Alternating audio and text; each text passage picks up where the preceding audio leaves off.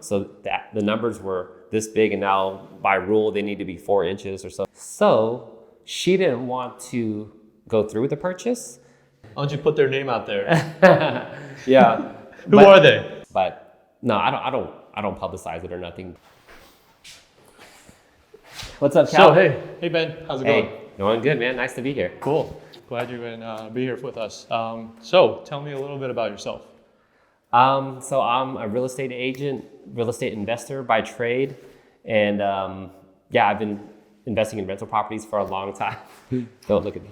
I've been investing in rental properties for a long time, and now that I am an agent, I'm looking to help other people build a portfolio as well and help them manage and help them buy the right deals. Okay, so how long have you been in the game?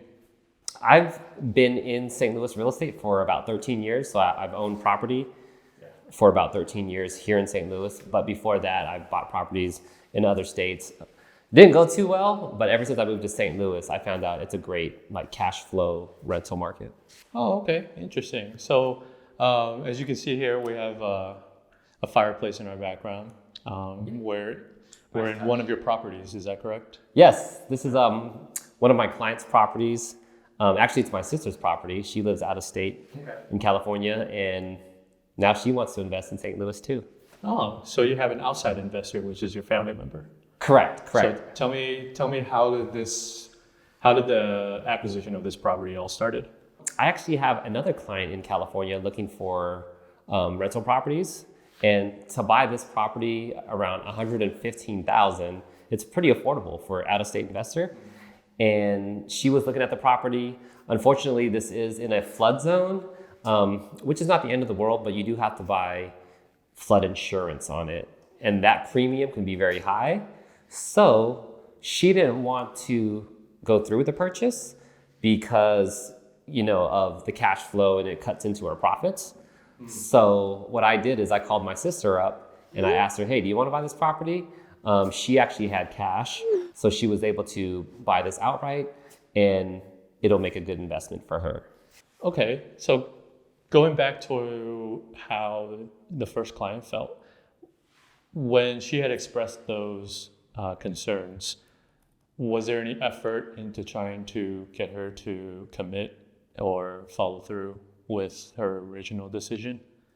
No, basically, so she knew it was in a flood zone, so it's all about getting the insurance quote to see how much it's going to be and do the numbers work. And after the flood insurance is actually higher than the actual premium on the house. Really? So the monthly payment is going to be just a lot higher. So that cuts into our profits because, when you have a mortgage and the insurance and you have the rents, that cuts into your margins. Yeah. So she was like, no, I don't think I want to do it in the flood zone. And we actually have another property in U City that's not in a flood zone. Oh, okay. So there are, even the smallest things could kind of just deter people away from making a purchase. Yeah, it's all about cash flowing, and making a good return on your investment. So that's either raising the rents or lowering your expenses. So if you can lower your expenses by not having the insurance, then that could help a lot as far as your numbers. Okay, so tell me more about this property that we're at. So this is in University City. We call it U City. And it's next to the brand new Costco on 170 in Olive. So the location is very good. And to have this property for $115,000, and we're hoping to rent it for around $1,100 to $1,200. It's a 2-bedroom, 1-bath. Yeah, it's 2-bedroom, 1-bath, about 900 square feet. U City homes are a little older, from like the 40s and the 50s. Some brick on the outside, but overall 2-bedroom, 1-bath, great location. It's not super updated or brand new, but it's functional enough where we feel like it'll make a good home for somebody. Walk me through the steps of what you were thinking as soon as you heard that she didn't want to commit anymore. Yeah, when that happens, it's going to be like, man, this deal might be dead. We might have to back out, and that's never fun, where we have to tell the seller we did our inspection, but we can't buy it for a certain reason. I just got on the phone and I just thought of my sister because she happened to be looking for a rental property as well. So I just kind of connected the two, and lucky that she was there to be able to buy this property. But if she hadn't been, then we would have just had to walk away and then kind of continue our search again. Gotcha. So you do usually have a pool of clients that are ready to purchase when the right deal shows up on your table. Yes. The more that you are in the business, the more connections that you have in relationships, and you kind of know people, what they would like to buy, what they don't want to buy, and you kind of just match them up after you think about who would actually look at this property as well. So I'm trying to build those relationships. If this was in an area that no one wanted, then we would just have to walk away. But luckily, my sister is the best contact there is. Gotcha. So then you made that first initial phone call to your sister. Continue with that. What were the next steps? Like what happens after you've got off the phone with her? What were the next steps to do in terms of adding or notifying your client or the agent that you have a different client?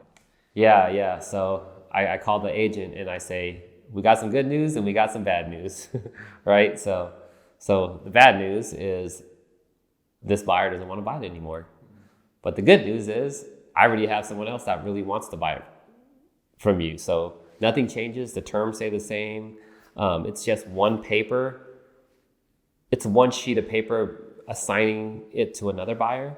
So, the price, the inspection, everything stays the same. It's just a different buyer will close. Okay. So I'm sure her heart was like, oh man. Oh, okay. At least you got it taken care of. So I was really happy that everything was smooth sailing. It's a cash buyer, so it's actually easier to get financing. And financing is a big obstacle a lot of times with a lot of deals. When you have cash, it's pretty cool. So it's pretty straightforward, black and white. Yeah. Okay. Not as many hoops to jump through. Correct. Yes. Okay. So then, your first client had the issue of the flood insurance. What did your sister think about it? She's okay with it. Since she's buying it cash, she just has to pay the flood premium, and without having a mortgage, then there's still a lot of spread there. So just paying the taxes and then the insurance and a little bit of maintenance, there's still a lot of spread there. And she likes the location and the development potential nearby. So she's willing to pay the flood insurance to have the property in a good location. That was her priorities. Okay. And you mentioned something about the relationship between flood insurance and mortgage. Can you explain a little bit more on that? Whenever you have a property, you have insurance on the property, the property insurance, and the flood insurance was more than that.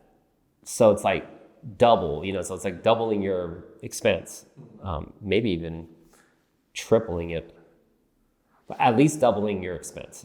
So with that extra $100 some odd a month, just in flood insurance, it didn't make sense to her. If you're only making $300 and then 100 of it is just flood insurance, squeeze it. You'd rather just get another property that can make you that $300 spread. Okay. So then, if I'm getting it correctly, because there was no mortgage on there, it made more sense for her to pull the trigger on this house. Correct. Because it didn't add on top of. Yeah, the monthly payment and the taxes and the mortgage payment. So when you have cash, you're able to negotiate more deals. You're able to bypass a lot of lender regulations, and you can take more better risk, and get better deals most of the time. Okay, so that was just one issue that was an issue, but it wasn't anymore. We resolved that issue. Yeah. Luckily. So then, were there any other issues that came along with this purchase that made your family member, your sister, hesitant before buying? No, not necessarily. One thing about this deal is it was not as is. So when we buy it, in the agreement, they have to pass occupancy inspection with the city, ready to move in. So those terms were already there, and those got assigned to her. So we were already working on that deal. So there's a whole list of things that need to be done with this place, and So University City comes out, they do their inspection, they have a list of things. The big ones were they wanted a handrail done in this back door.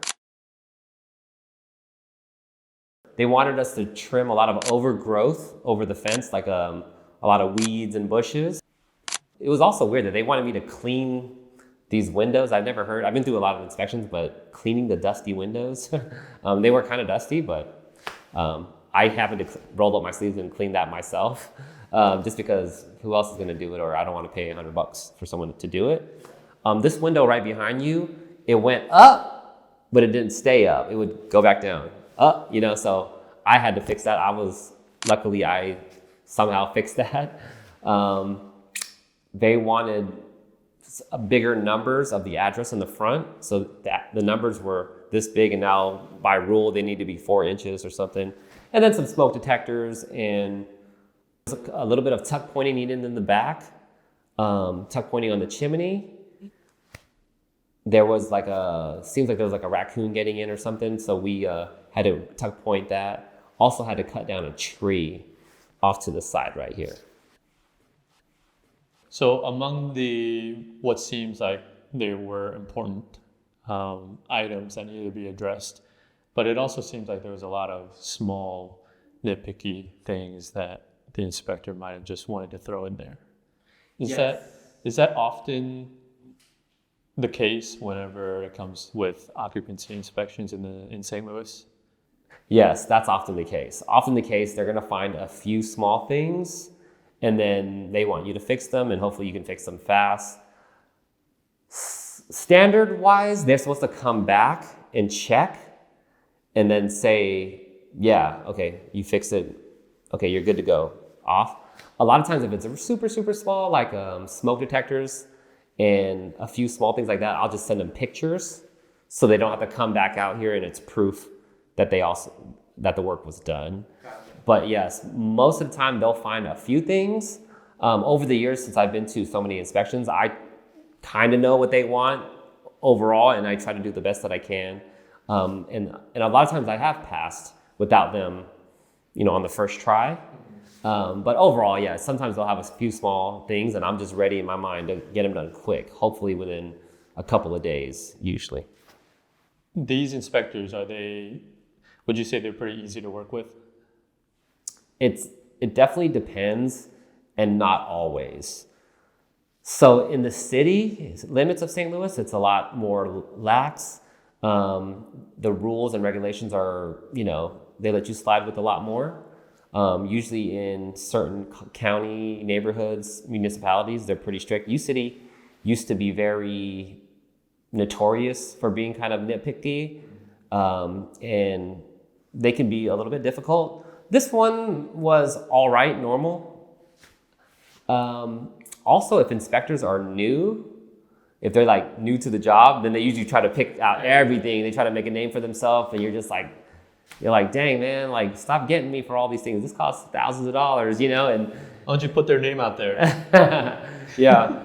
Who are they? Yeah, so I've been so frustrated over the years, even in the city, inspectors, I have a lot of properties in the city, and I would just, dang, man, you really beat me up on all this stuff.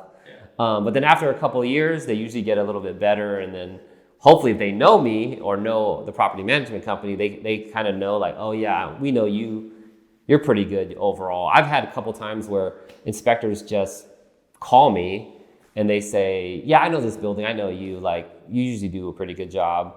Is it all good to go? I'm too lazy to go over there. So having good connections and a good rapport with certain inspectors will do you some good. Yeah. Yes. So recently I passed one without even the inspector coming over there. He just told me to send him a few pictures, and I sent him a few pictures, so it saved him some time. And I guess my brand or my building's brand was kind of oh yeah, we know it's going to be decent anyway. What you don't want to do is have an inspector and you haven't done anything. So some people will be let's get the inspection done first, then we'll fix everything they say. But that is not good, because they come out here and they're I came out here, everything's messed up, you didn't even try to do anything, and Like then they start hating you and they start giving you more things to fix because they pick out everything. But if they see that you actually cleaned it up, you painted it, you've tried to put everything in order, then they'd be like, oh yeah, this guy's trying a little bit, and maybe a few small minor things. Give me a few pictures, and then you're good to go.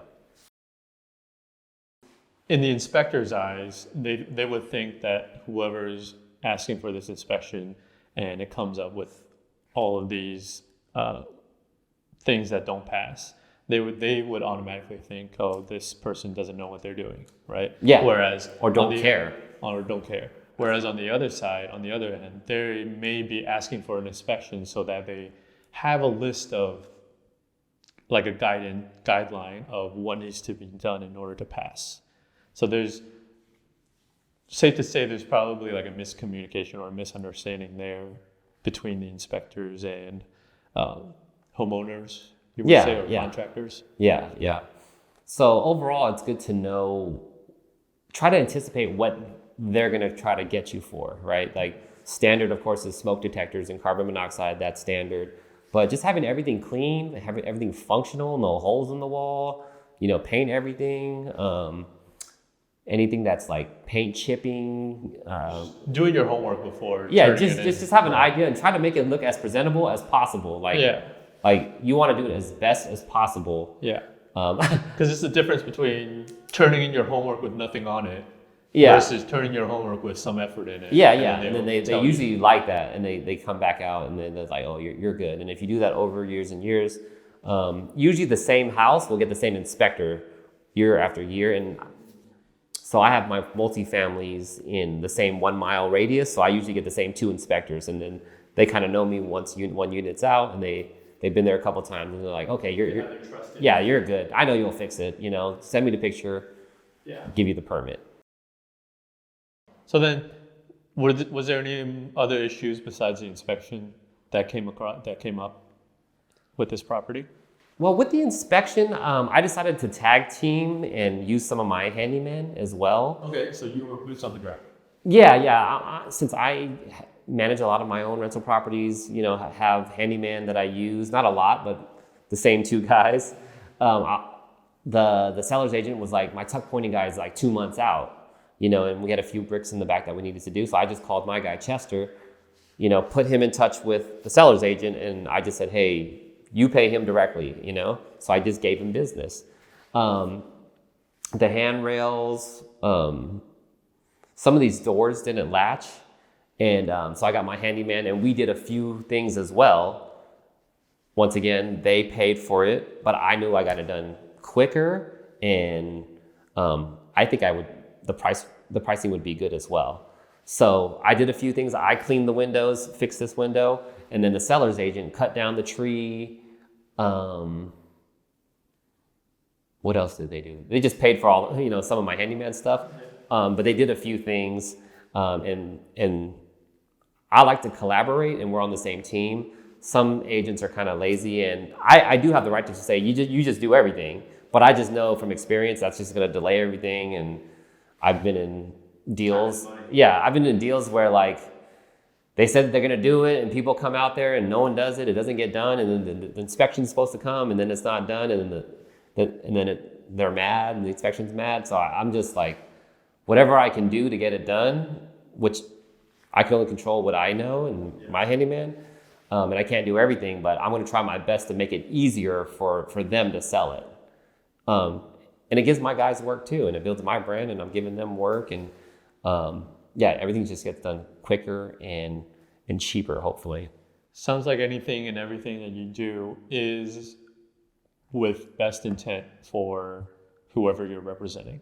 Yeah, you have to be. Most agents, they want the best for their client, It's just going that extra mile. Like I said, some people will use their own handyman, but, being in the game, in the property management game, in the handyman game, and just it makes sense just to use my people because I know that they can get it done quick.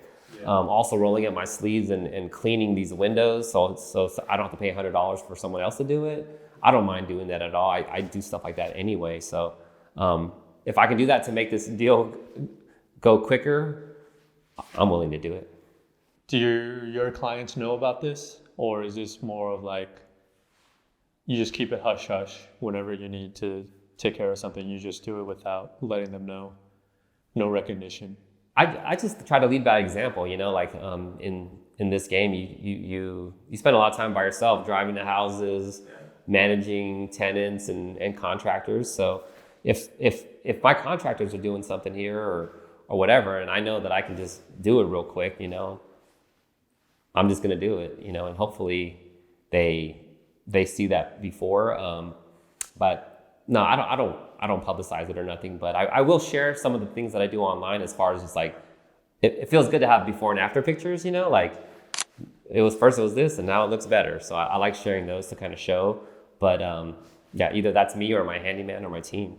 Well, I hope that your previous clients and all your future clients can come across these videos and they can kind of see the other side that you don't usually get to show or that you don't want to show off. You know, people can listen in and share your stories, and also, you know, listen in on you sharing your experiences of what you've done behind the scenes to help get these people, you know, their dream home or their ideal investment property or assets. So I think it's a great thing of what you're doing. You know, it's very inspirational. Well, a lot of people think real estate agents, they just kind of like open doors, write contracts, and then like they just make these commissions, you know. But I wanted to do this video with you to show like what actually goes on with the whole deal. You know, in this deal, someone backed out. There's a flood zone, insurance, there's an inspection. We got to fix a few things. My guy has to do some things. I have to do some things. The seller has to do some things. Had to find a new buyer. All that just to get this little tiny rental property done. And I want to spotlight that there is a lot of work that goes on behind the scenes. You know, once in a while, something will be super smooth and turnkey and ready to go. And but a lot of times, especially with older properties, these things come up, and hopefully we're in a good position to help you fix it done quick and cheap. Great. Well, is there anything else that's related to this listing, this property, that you wanted to bring up? Overall, I just think that St. Louis is a good rental property market, and you have to know what areas are good and not, right? There's really, really bad parts of St. Louis, and there's really good rental markets. So just be careful on the area that you buy in, because just because something is really cheap, it could be really problematic in the long run. So this property here, being in U City, being next to good development, I think it's going to be overall a great investment with less headaches and better quality of tenants in the long run. So just know that St. Louis is a good rental market, but not every area is good. So hopefully you can call me for some advice on that. But yeah, just be careful what neighborhood you get into. Well, thank you for your time, but I do have a few questions before we end this. Okay. So, your whole investment career, would you mind sharing your portfolio and your stats, if you will? So I've been investing now in St. Louis for over 13 years, and I started with a lot of 4 families.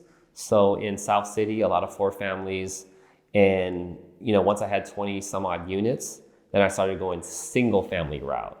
So more in North County, more in Overland, St. John, and those prices got a little high. Then I went into like more Hazelwood and Ferguson, and now I get now most of my new properties are in that Hazelwood, Ferguson area as single families. And now I have over 35 units in St. Louis that I have as rental properties. I manage about half of them, and I also have a team that manages about half of my portfolio. 2 property managers that manage half of my portfolio, and I've been with one lady now for over maybe 7 years, and I know she can do a lot. I know she can property manage well in North County. So if you're working with me, you're going to be working with her too, and you're going to be part of the team. And I just hope to have that value there where I can help you negotiate a good deal in a good neighborhood, but also have property management in place, just to make it easier for you, less headaches for you, so you can cash flow with minimal headaches. Cool. So So you have more than 35 units Correct. currently, Yes. and you have a team that helps you manage half of that, and while you manage the other half. Correct. Is that correct? Correct. And if somebody were to be interested in state or out state, they could easily just reach out to you Yeah. and start investing with you. Yeah, that's what I'm here for. So having rental properties now for over 10 years, I want to help other people grow and tap into my contacts and property managers and contractors and my knowledge. So yeah, I hope that people will reach out to me and talk about St. Louis and what areas are good for investing. And I'll be there to help them guide them along the way, help them negotiate purchase right. And then also after that, manage the properties, which I think is the harder part. Cool. Well, thank you very much for your time, and hope to see you soon in the next deal. Thanks, Calvin. I appreciate you. Cool, man. Have a good one. Good.